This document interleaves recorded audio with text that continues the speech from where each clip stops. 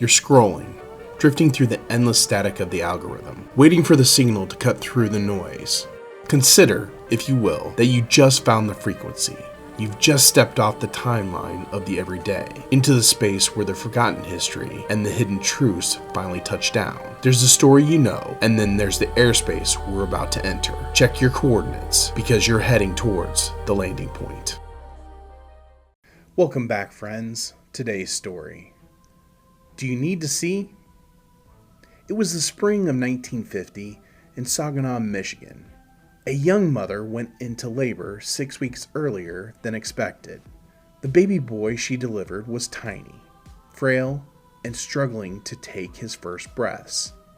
To save his life, doctors rushed the premature infant into an incubator, a modern marvel that pumped a steady stream of oxygen into a small, enclosed environment to keep his undeveloped lungs working. The incubator did exactly what it was designed to do. It saved the little boy's life. But there was a terrible, unforeseen cost. In those days, medical science didn't fully understand the delicate biology of premature infants. The oxygen-rich environment inside the life-saving box was simply too concentrated.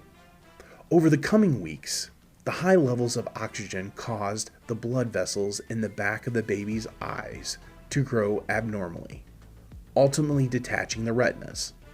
Before the boy even left the hospital, his world went completely dark. He would never see his mother's face. He would never see a sunset. Now you might think a boy growing up completely blind, soon navigating a tough, working-class Detroit housing project, would be kept quiet, cautious, and tucked safely indoors. Not this boy. His mother refused to let his lack of sight become an anchor. He climbed trees with the other kids. He even managed to ride a bicycle. But more than anything else, the boy made noise. He banged on his mother's pots and pans until the neighbors couldn't stand it. When an uncle gave him a toy harmonica, he played it until he wore it out. By the time he was just 9 years old, he had taught himself to play the piano, the drums, and a real harmonica with a frosty skill that seasoned musicians spend lifetimes trying to achieve. He didn't just play music, he felt it. He breathed it in the dark. When the boy was barely 11 years old, a friend dragged him to meet Ronnie White, a member of a popular local singing group called The Miracles. Ronnie listened to the blind kid playing and immediately brought him to his boss, a man named Berry Gordy, who was running a small, rising record label called Motown. Gordy and his producer, Clarence Paul, listened to the boy sing, hammer away at the piano, and wail on the harmonica. They were absolutely astonished. They signed the 11-year-old on the spot.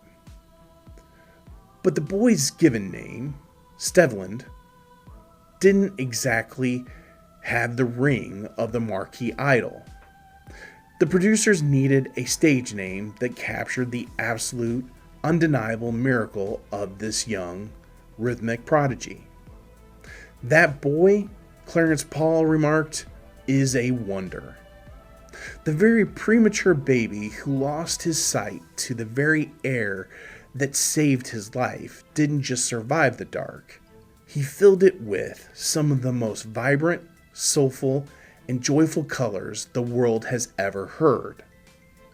You know his voice. You know his songs by heart. Because that little boy from Saginaw grew up to be Stevie Wonder. And whether you realize it or not, this is The Landing Point. Viewers, thank you for watching today, The Landing Point. We really appreciate it. I'd like to take a moment to thank our sponsor, Roadrunner Real Estate. They are a full-service real estate company doing both commercial and residential real estate. They can help you buy, sell, or even lease your properties. So if you're in the market looking for a real estate company, please go out and give them a call. They'll happily help you today. The next thing I'd like to talk about is our social media. Obviously, we have YouTube if you're watching that today. If you haven't done so already, please go out and subscribe. It is completely free to you. There's nothing that you'll be charged or your membership fees, but it does help us out so we can get our latest episodes to you quickly, and you can find out what's going on with YouTube. Our other place that we do a lot of our social media is on our Facebook page, The Landing Point. So please go out and like and subscribe or follow those, I guess I would say, so you get the latest updates. If you're a person that likes to listen to stories as you're out on the drive, we have our podcast. You can find The Landing Point out there, and it can be on most services. So once again, thank you for watching The Landing Point, and we look forward to see you on our next story.